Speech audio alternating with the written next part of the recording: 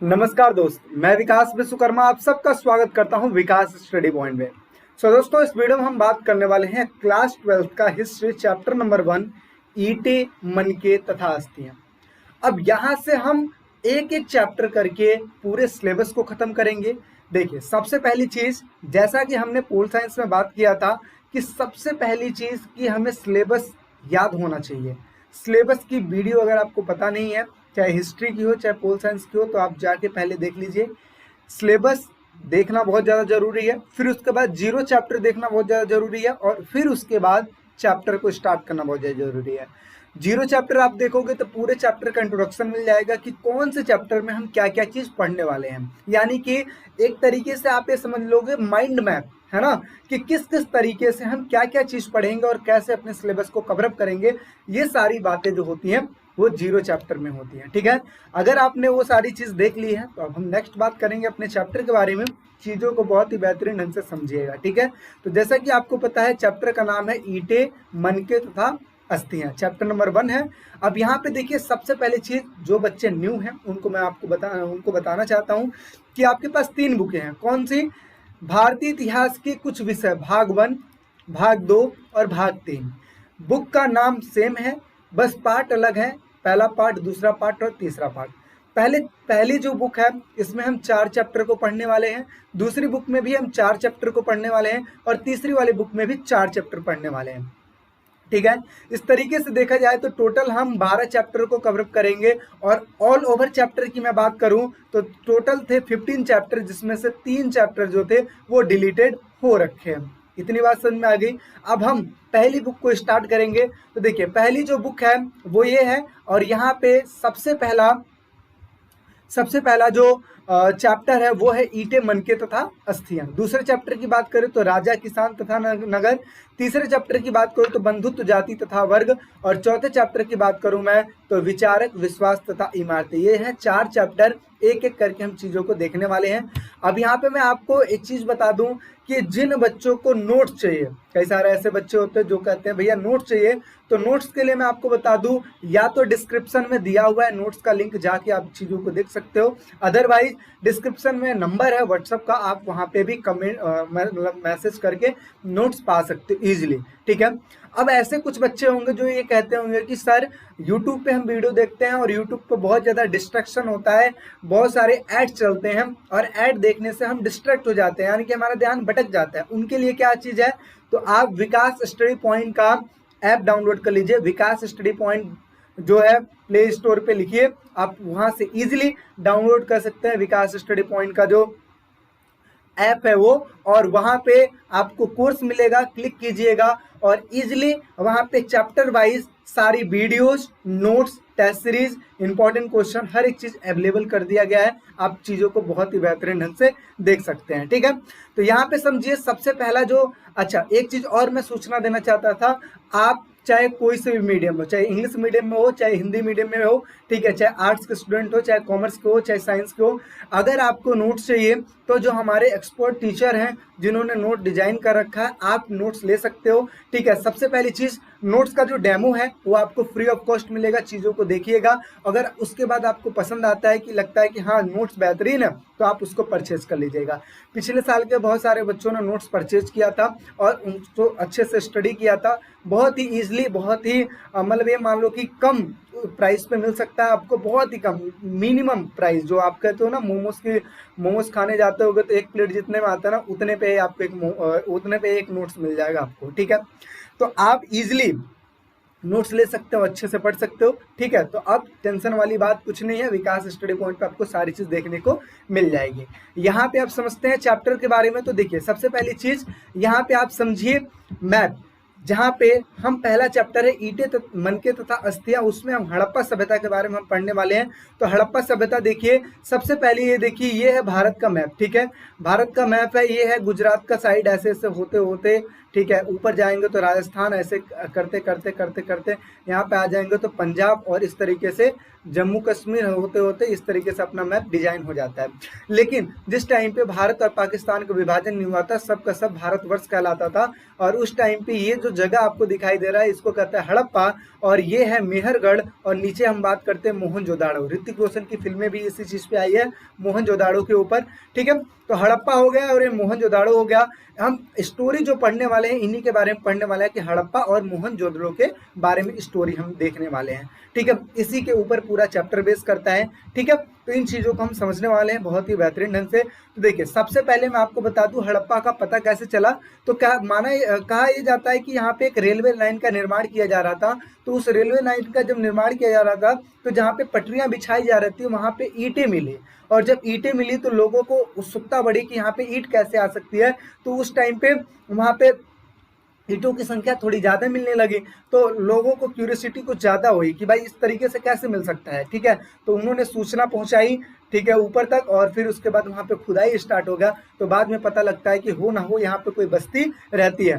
तो जो वहाँ सामान मिले, जो पूरा वस्तुएं मिली, ठीक है, पूरा स्थल मिले, इमारतें मिली, उन सारी चीज़ों को देखने के बाद समझ में आता है कि हाँ यार यहाँ पे बस्तियां बसाई गई हैं। अभी मैं आगे इमेज दिखाऊंगा आपको कि किस किस प्रकार की कौन कौन से सामान मिले और कैसे कैसे पता लगा कि हाँ यहाँ पे कोई बस्ती बसाई गई थी।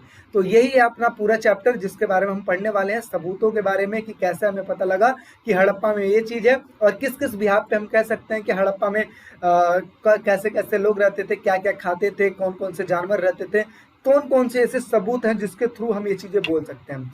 और हिस्ट्री पढ़ रहे हो तो आपके अंदर एक एक्साइटमेंट होनी चाहिए कि भाई हिस्ट्री में देखिए, जैसे आप देखते हो ना सीआईडी जब कहीं पे जाते हैं तो वहाँ पे देखते हैं छोटे छोटे बारीक चीज़ों को देखते हैं कि भाई ये जो चीज़ है ये क्या हुआ होगा, और पूरा एक डिजाइन कर लेते हैं कि भाई उस रात ऐसा हुआ होगा, है ना। तो ऐसे ही जो पूरा तात्विक होते हैं वो वस्तुओं को देखते हैं और देखने के बाद उनके डिजाइन को देखते हैं और कहते हैं, उसका जो तुलना है वो प्रेजेंट टाइम से करते हैं कि यार ये कौन सी वस्तु है और किस काम आती होगी। उन सभी चीज़ों को सोचने के बाद बताते हैं कि भाई ये जो चीज़ है इस प्रकार से काम आती होगी।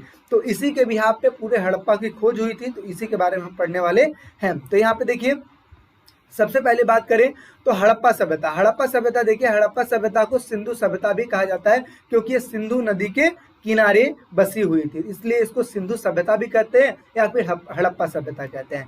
यहाँ पे हड़प्पा एक प्रकार का नाम है और सभ्यता का मतलब होता है वहाँ के लोगों को प्रदर्शित करता है। जैसे हम इंडियंस हैं, है ना, तो हमारी भी एक सभ्यता है, हमारा भी एक कल्चर है। तो ऐसे हड़प्पा में रहने वाले जो लोग हैं उनकी भी कुछ वेशभूषा, कुछ खान पान, कुछ रहन सहन है, तो उन्हीं सभी चीज़ों को मिलाकर सभ्यता का निर्माण होता है। तो इसी वजह से इसका नाम रखा गया है हड़प्पा सभ्यता।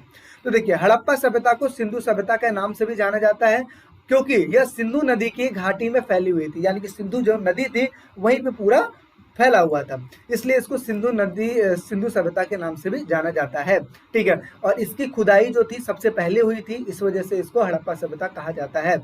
अब देखिए, यहाँ पे जब खुदाई हुई तो यहाँ पे दो प्रकार के केंद्र मिले। कौन कौन से? एक तो मिला हड़प्पा और दूसरा मिला मोहनजोदड़ो मिला। तो पहला ये और दूसरा ये मिला। ठीक है, अब हड़प्पा की जो खोज हुई थी 1921 में की गई थी तथा मोहनजोदाड़ो की जो खोज हुई थी वो 1922 में की गई थी। ठीक है, हड़प्पा की खोज का जो श्रेय जाता है वो है दयाराम साहनी को जाता है, सहनी नहीं साहनी है, और जो मोहनजोदाड़ो को जो खोज का जाता है वो है राखल दास बनर्जी को जाता है। ठीक है, और मैं यहाँ पे अगर नेतृत्व की बात करूं, किसके नेतृत्व में इन्होंने खोज किया था, यानी कि दयाराम साहनी और राखल दास बनर्जी ने किसके लीडरशिप में ये चीज खोज किया था, तो जॉन मार्शल के नेतृत्व में इन्होंने किया था। ठीक है, और खोज कब हुई थी? 1921 में। इस चीज को याद रखिएगा। जो आगे चल के आप CUET का जो एग्जाम देंगे, एग्जाम में भी आपको बहुत ही काम आने वाला है, इसलिए इन बारीक चीजों को नोट्स बना के रख लीजिएगा। ठीक है, या फिर जो आपको नोट्स मिला हुआ है या लोगे जो नोट्स, उसमें पॉइंट आउट करके रख लीजिएगा क्योंकि ऐसे ही क्वेश्चन आपको देखने को मिलेंगे। तो साथ ही साथ इन्हीं सब चीज़ों को कवरअप भी करते चलूंगा। ठीक है, और एक चीज़ मैं और बताना चाहता हूँ कि जैसे वीडियो ओवर हो जाती है, वीडियो ओवर होने के बाद जो अगला जो वीडियो बनेगा वो इंपॉर्टेंट क्वेश्चन के ऊपर बनेगा, तो चीज़ों को बहुत ही बेहतरीन ढंग से समझिए। ठीक है, अगर चैनल पे नया है तो सब्सक्राइब जरूर कर लीजिएगा क्योंकि नहीं करेंगे तो घाटा आपका होगा। ठीक है, चलिए आगे बढ़ते हैं। नेतृत्व तो आप समझ चुके हैं ना, जॉन मार्शल।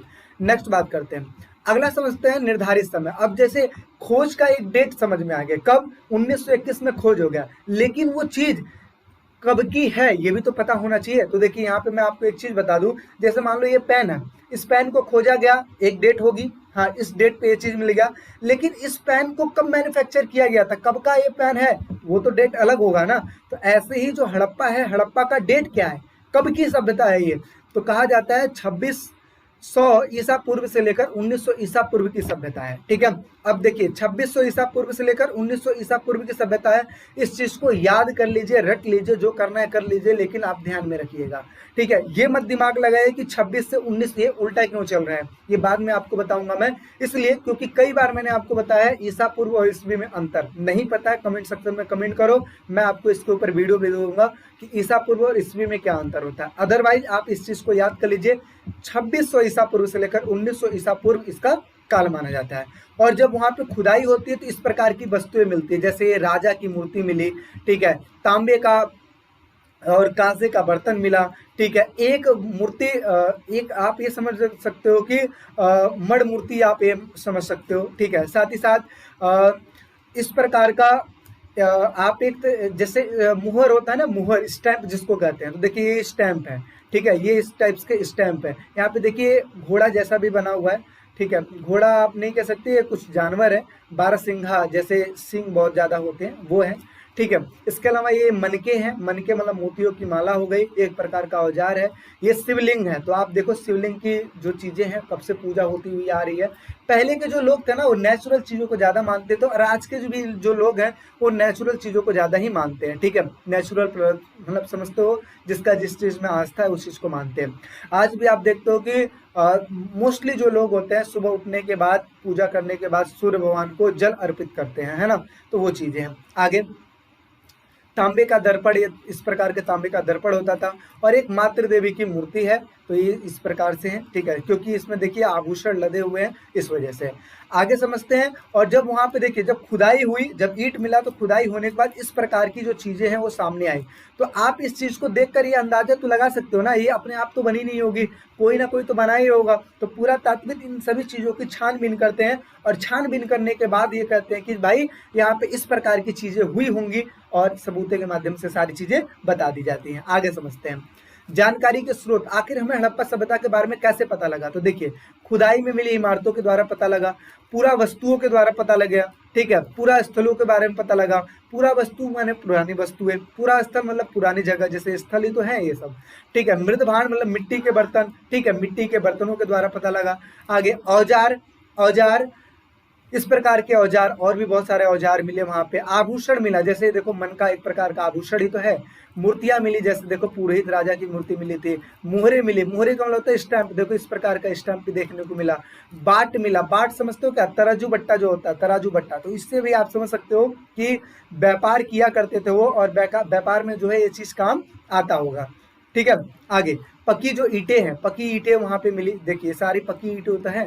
तो इस तरीके की जो चीजें हैं जो वहां पे मिली, और इस चीजों से पता लगता है भाई हड़प्पा इस प्रकार का था। आगे समझ लेते हैं, आगे समझते हैं। यहाँ पे देखिए वो जो स्टैंप मैं आपको दिखा रहा था ना, वो यही स्टैंप है। ठीक है, इस प्रकार की चीजें हैं। ठीक है, ये स्टैंप पे पता नहीं क्या कुछ लिखा हुआ है, इसी को रहस्यमय लिपि कहते हैं, क्योंकि इस लिपि को, इस लिखावट को पढ़ा नहीं गया।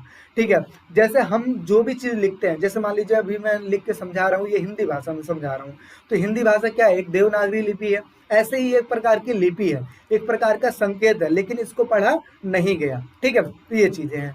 आगे बात करते हैं, ये क्या है, इसको कहते हैं विशाल स्नानागार। विशाल स्नानागार है ये, और इस प्रकार का जो मोहर है, मोहर मतलब एक तरीके से समझ लो पैसा। ठीक है, तो ये है पैसा। तो देखिए शायद किसी का इमेज बना हुआ है, तो इमेज जैसे आप देखो अपना जो नोट है उसमें महात्मा गांधी का फोटो है, तो ऐसे ही हो सकता है कि इस पे भी कोई राजा हुआ होगा, या फिर देवी देवता का बना दिए हो, तो इस प्रकार की चीजें मिली हैं। लेकिन एक्चुअल में जो कहा जाए कि हड़प्पा में कितने राजा थे, या फिर एक राजा था, या कितने राजा थे, इस चीज का कोई सटीक प्रमाण नहीं मिला है। ठीक है, कुछ जो पुरातात्विक थे वो ये कहते हैं कि वहां पे एक ही राजा था, और कुछ पुरातात्विक ये कहते हैं वहां पे एक राजा नहीं, बाकी कई सारे राजा थे। ऐसे बहुत सारे साक्ष्य मिलते हैं, क्योंकि देखिए हिस्ट्री जो है साक्ष्यों पे आधारित होती है। ठीक है ना, इन चीजों को समझिए। बाकी वहां पे जब आगे जो चीज मिली वो है नाली। नाली देखिए, इस प्रकार से चीजें थी। और देखने से आपको ये समझ में आ रहा होगा कि हो ना हो एक कोई गांव ही है ना, क्योंकि आप देखिए सभ्यता कब की पुरानी है। लमसम इस सभ्यता को अगर अनुमान लगाया जाए तो कम से कम 45 से 5000 वर्ष पहले की ये सभ्यता है, और उस टाइम पे इस प्रकार की चीजें हो रही थी। तो आप समझो कि हमारे जो पूर्वज थे उस इस प्रकार के जीवन व्यतीत कर रहे थे, ठीक है। ऐसे नेक्स्ट बात कर लेते हैं जानकारी के स्रोत। तो वहां पे देखिए मवेशी मतलब कौन कौन से जानवर थे, तो भेड़, बकरी, भैंस, जंगली सुअर, हिरन, घड़ियाल इत्यादि चीजें। भोजन कौन कौन सा किया करते थे, तो अनाज, मछलियां, मांस, फल इत्यादि चीजें खाया करते थे। अनाज की बात करूं तो गेहूं, जौ, दाल, चना, तिल, बाजरा इत्यादि चीजें वो थी, ठीक है। वस्त्रों की बात करें तो अधिकतर सूती वस्त्रों का इस्तेमाल करते थे, और आप अभी भी देखोगे तो जो गांव के लोग होते हैं सूती वस्त्रों का अधिकतर इस्तेमाल करते हैं। धार्मिक जीवन की अगर मैं बात करूं तो पीपल, शिव, पशु, सूर्य, जल, मातृ देवी इत्यादि चीजों की पूजा किया करते थे। यातायात की बात करूं तो बैलगाड़ी और नाव इनका यातायात का साधन था, और ये जो चीज थी ये सस्ती भी थी और सुलभ भी थी, इस वजह से इस चीज को रखा गया था। आगे शिल्पकारी की अगर मैं बात करूं तो मिट्टी के बर्तन, आभूषण, मणिके और हथियार जो थे, और खेती के उपकरण, ये सारे चीज जो शिल्प उत्पादन जो करते थे, ठीक है, शिल्पकार जो थे वो इन सभी चीजों को बनाया करते थे। नेक्स्ट बात कर लेते हैं, आगे समझते हैं निर्वाह के तरीके। निर्वाह का मतलब होता है जीवन यापन करना, कैसे वो अपना जीवन यापन करते थे। तो देखिए सबसे पहली चीज मैं आपको बता दूं कि वो पेड़ पौधे से जो फल मिलते थे उन चीजों से अपना जीवन यापन करते थे, अनाज जो मिलता था उनसे अपना जीवन यापन करते थे, साथ ही साथ मांस, मछली इत्यादि चीजें भी खाया करते थे, ठीक है। और इसके अलावा खेती के भी बहुत सारे सबूत मिले हैं, ठीक है, क्योंकि हमने पीछे क्या पढ़ा, पीछे हमने यही पढ़ा ना, भोजन में अनाज वगैरह खाया करते थे, तो जाहिर सी बात है खेती करेंगे तभी तो अनाज आएगा, तो यही चीज है। तो देखिए हड़प्पा सभ्यता के निवासी अनेक प्रकार से पेड़ पौधे से प्राप्त उत्पादन एवं जानवरों जिसमें मछली सम्मिलित थी से भोजन प्राप्त करते थे। अनाज के दानों और बीजों की खोज में पुरातात्विकों का आहार संबंधी जानकारी मिलती है, यानी कि बीज मिले, बीजों से पता लगता है कि हाँ वहाँ पे जो लोग थे वो इस प्रकार के अनाजों को खाया करते थे। आगे बाजरे के दाने गुजरात के स्थलों में हासिल हुए, यानी कि प्राप्त हुए। दाने के जो चावल के दाने थे अपेक्षाकृत कम मिले, यानी कि अगर मैं बात करूं जितना बाकी अनाज मिला चावल उसमें कम था, या आप ये कह लो कि चावल बहुत ही कम मात्रा में यूज किया करते थे, ऐसा सबूत के माध्यम से पता लगता है। तो ये लिखा है चावल के दाना अपेक्षाकृत कम पाए गए हैं। इसके अलावा पशुओं के बारे में, आहार के बारे में, निवासों के बारे में, वस्तुओं के बारे में, धार्मिक जीवन के बारे में, यातायात के बारे में जानकारी मिली है, जो कि हम ऑलरेडी पीछे बात कर चुके हैं, ठीक है। नेक्स्ट समझ लेते हैं, आगे समझते हैं कृषि प्रौद्योगिकी। कृषि प्रौद्योगिकी का मतलब क्या होता है, खेती। खेती किस प्रकार किया करते थे, तो ये इस प्रकार का औजार है और इन्हीं सभी चीजों से वो खेती किया करते थे, ठीक है। तो बहुत सारे सबूत मिले हैं जिसके माध्यम से हमें पता लगता है कि वो खेती किया करते थे। जैसे कृषि के संकेत अनाज के दानों से मिलते हैं, यानी कि अनाज का दाना मिला, इसके वजह से हम ये समझ सकते हैं कि वो खेती किया करते थे। आगे चोलिस्तान एक जगह है और बनावली जो कि हरियाणा में है, वहां पे मिट्टी से बने हल के प्रतिरूप मिले। प्रतिरूप का मतलब होता है डुप्लीकेट। जैसे आज देखते हो कि लोग क्या होते हैं, बड़ी बड़ी चीजों को डिजाइन करते हैं, किससे, मिट्टी से। मिट्टी की मूर्त भी बनाई जाती है, तो मूर्त पहले असली में है तभी तो मिट्टी की मूर्त बनाई जाती होगी। तो ऐसे ही हल के प्रतिरूप मिले हैं। तो इस प्रकार हम ये समझ सकते हैं कि उस टाइम पे हल चलाया करते थे। हल कौन सा हल, ये ट्रैक्टर वाला हल नहीं, ठीक है। उस टाइम पे बैलों के माध्यम से हल के द्वारा जुताई की जाती थी, ठीक है। ऐसे साक्ष्य मिलते हैं। आगे इसके अलावा पुरातात्विकों को कालीबंगन यानी कि राजस्थान नामक स्थान पर जुते हुए खेतों के प्रमाण मिले, यानी कि एक खेत मिला है और वहां पे जुते हुए खेत मिले, जैसे इस प्रकार से वहां पे जुताई हो रखी थी, इस प्रकार से, ठीक है। ऐसे ऐसे करके जुताई होती है ना, और फिर ऐसे करके ये राउंड बनता है, ठीक है। तो इस प्रकार से जुताई होती है।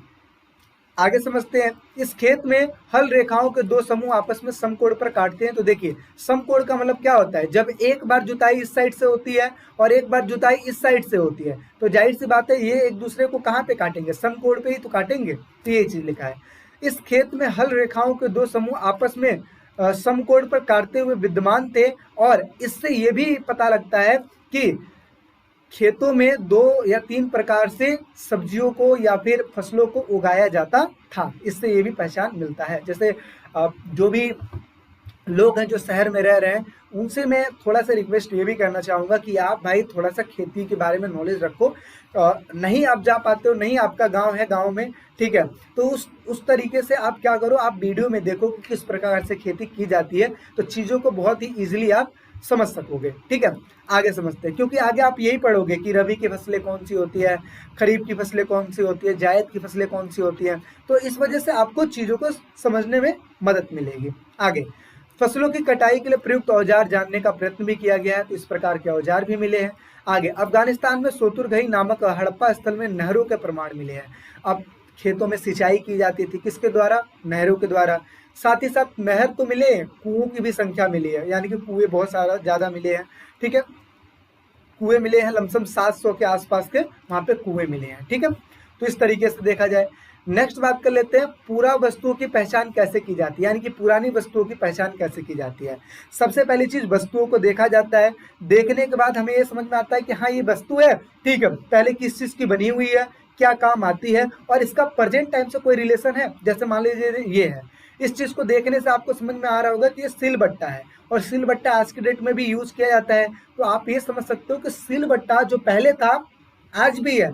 तो कहीं ना कहीं हम ये समझ सके ना, इजीली समझ गए। ये पूरा ताजविद हमें आके तो बताए नहीं कि भाई सिलबट्टा है, लेकिन देखने से पता लग गया कि हाँ भाई सिलबट्टा होगा।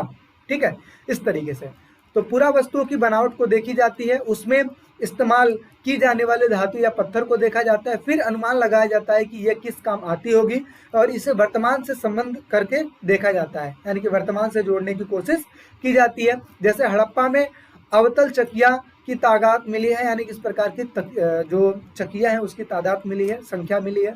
और ऐसा लगता है कि अनाज पीसने के लिए प्रयुक्त एक मात्र साधन था, यानी कि इसको देखने से ये पता लगता है कि ये जो है ना चकिया, यही एक ऐसा चीज था जो अनाज को पीसने के लिए, मसालों के पीसने के काम आता था। ठीक है, इसके जो तल थे वे उत्तल बने हुए थे, ताकि जमीन में इसको धंसाकर रखा जा सके। ठीक है, और ताकि ये हिले ना, और हिलने से रोका जा सके। ठीक है, साथ ही साथ अगर देखा जाए तो दो प्रकार की चकियां मिलती हैं, और एक तो जो अनाज पीसने के काम आती है, और दूसरा जो औषधि वगैरह हो गई, इन सब चीज को पीसने के काम आती है। अधिकतर आज की डेट में आपको मैं बताऊं तो चकिया एक जो घर में होती है सिलबट्टा, और एक होता है डॉक्टर के पास, जिसमें वो छोटी छोटी दवाइयों को कूट कर छोटे बच्चों के लिए एक खुराक बनाता है ना, उस तरीके से। ठीक, नेक्स्ट बात कर लेते हैं मोहनजोदड़ो। मोहनजोदड़ो की अगर मैं बात करूं तो मोहनजोदड़ो में दो प्रकार, मोहनजोदड़ो एक ऐसा शहर था जो एक प्रकार से बोल सकते हो नियोजित शहर था। नियोजित का मतलब होता है प्लानिंग के थ्रू बनाई गई हो। देखिए वहां पे दो प्रकार की चीजें मिली, आप मैप जैसे देखते हो ना अपने शहर का, ऐसे देखिए दो प्रकार के मैप मिले हैं। पहला चीज तो ये, जब इसको ऊपर से देखा गया तो इसको बोला गया सीटाडेल, और इसको बोला गया लोअर टाउन। ये जो था ये अलग था, और ये था अलग। सीटाडेल जिसको कहते हैं दुर्ग, ठीक है, और दुर्ग का मतलब होता है किला, और किलों में कौन राज करता है? राजा। तो ऐसा माना जाता है कि जो सीटाडेल था, सीटाडेल में राजा महाराजा रहा करते थे, और जो लोअर टाइम था इसमें व्यापारी लोग रहा करते थे, या फिर आप कैसे शिल्पकार लोग, किसान लोग, ये सारे लोग रहा करते थे। ठीक है, तो मोहनजोदड़ो एक नियोजित शहरी केंद्र है। मोहनजोदड़ो सबसे लोकप्रिय पुरा स्थल है, यानी कि सबसे ज्यादा फेमस जो पुरा स्थल है वो है मोहनजोदड़ो। आगे, सर्वप्रथम खोजा गया जो स्थल है वो है हड़प्पा। जैसा कि मैंने आपको बताया था, सबसे पहले हड़प्पा को खोजा गया, और फिर मोहनजोदड़ो को खोजा गया, लेकिन फेमस कौन था? मोहनजोदड़ो फेमस था। आगे, बस्ती को दो भागों में बांट दी गई थी, और जो कि ऊंचाई पे बनी हुई थी, यानी कि सिटाडेल ऊंचे पे बना हुआ था। आगे, दुर्ग कच्ची ईंटों के चबूतरे पर बनी हुई थी, जो कि ऊंचाई पर थी। दुर्ग को दीवारों से घेर दिया गया था, यानी कि चारों साइड इसके बाउंड्री कर दी गई थी, और इसे निचले शहर से अलग रखा गया था। और इसको देखकर ये अंदाज लगाया जाता है कि राजा महाराजा जो थे, अगर होंगे तो ये निचली बस्ती से अलग रहा करते थे। ठीक है, ऐसा, क्योंकि भाई राजा है तो अलग तो रहेंगे ही। आगे, निचला शहर भी दीवारों से घेरा गया था। इसके भवनों को नीचे ऊंचे चबूतरों पर बनाया गया था, जो कि नींव का काम करती है, यानी कि एक प्रकार से देखा जाए तो चबूतरों पे बनाया गया था, जो कि एक तरीके से नींव का यानी कि बेस का काम करती है। आगे आगे बस इतना ही है। ये था आपका फर्स्ट पार्ट। फर्स्ट पार्ट में मैंने चीज़ों को कवर अप करने की कोशिश की है। एक बार दोबारा से देख लेते हैं कि क्या क्या चीज़ों को हमने किया है। ठीक है, तो सबसे पहले हम स्टार्ट करते हैं यहाँ से, जहाँ पे हमने ये समझा है मैप के बारे में कि हड़प्पा कहाँ है, मोहनजोदड़ो कहाँ है। फिर हमने क्या समझा कि हड़प्पा को हड़प्पा को सिंधु सभ्यता क्यों कहते हैं? क्योंकि सिंधु नदी के किनारे पाया गया है। साथ ही साथ हमने ये पढ़ा कि इसकी खोज कब की गई, जानकारी के स्रोत हमें मिल गए। साथ ही साथ अगर मैं बात करूं तो यहाँ पे कुछ चीजें मिली, जैसे विशाल स्नानागार, जो कि हम आगे बात करने वाले हैं। इस प्रकार की वस्तुएं वहाँ पे देखने को मिली, इस प्रकार की जानकारी मिली, जहाँ पे मवेशी, अनाज, वस्त्र, धार्मिक जीवन किस प्रकार से था, इन सब चीजों को हमने समझा। निर्वाह के तरीके, कैसे जीवन यापन करते थे, इन चीजों को हमने समझा। कृषि प्रौद्योगिकी के बारे में हमने चीजों को समझा। पूरा वस्तुओं की पहचान कैसे की जाती थी, इन सभी चीजों के बारे में हमने समझा। नेक्स्ट बात करते हैं मोहनजोदड़ो जो था वो सबसे ज्यादा फेमस था। ठीक है, खोजा तो सबसे पहले हड़प्पा को गया था, लेकिन मोहनजोदड़ो था वो सबसे ज्यादा फेमस था। ठीक है, तो इन सभी चीजों को अच्छे से हमने डिस्कस किया है। तो आई होप सो आपको अच्छा लगा होगा। अच्छा लगा है तो वीडियो को लाइक कीजिए, चैनल को सब्सक्राइब जरूर कीजिए और अपने फ्रेंडों में भी शेयर कीजिए ताकि उनको भी लाभ मिल पाए। अगर नोट चाहिए तो नोट्स तो मैंने आपको बता ही रखा है, डिस्क्रिप्शन में लिंक दिया है, आप वहाँ से डाउनलोड कर सकते हो। और बाकी चैनल पर नए हो तो सब्सक्राइब कर लीजिए। मिलते हैं एक नेक्स्ट वीडियो में, अभी के लिए धन्यवाद।